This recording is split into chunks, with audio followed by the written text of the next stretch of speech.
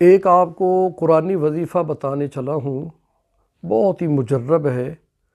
اگر آپ جسمانی کسی قسم کی تکلیف میں مبتلا ہیں، کوئی بھی تکلیف ہے آپ کو جسمانی، گردے کا مسئلہ ہے، جگر کا مسئلہ ہے اور دل کا مسئلہ ہے، ہارٹ پرابلم ہے، کوئی بھی بیماری ہے، دماغی مسئلہ ہے، کس بیماری کا نام لیں؟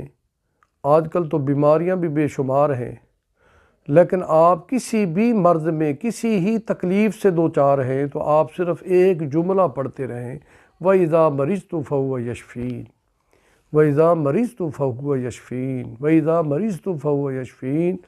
یہ جملہ اتنا پیارا ہے اور اتنا مؤثر ہے، جیسے جیسے جتنی کثرت سے آپ یہ پڑھتے جائیں گے آپ کی بیماری دھلتی جائے گی، آپ کی بیماری دور ہوتی جائے گی، آپ کی بیماری آپ کے بدن سے نکلتی جائے گی۔ تو آپ کثرت سے پڑھیں اور پورے یقین سے پڑھیں، وَإِذَا مَرِضْتُ فَهُوَ يَشْفِينِ۔ اے اللہ، جب میں بیمار ہوتا ہوں تو شفا تو ہی دیتا ہے، شفا کے خزانے تیرے پاس۔ تو یہ جملہ آپ پڑھیں، اللہ تعالی ہمیں عمل کی توفیق دے۔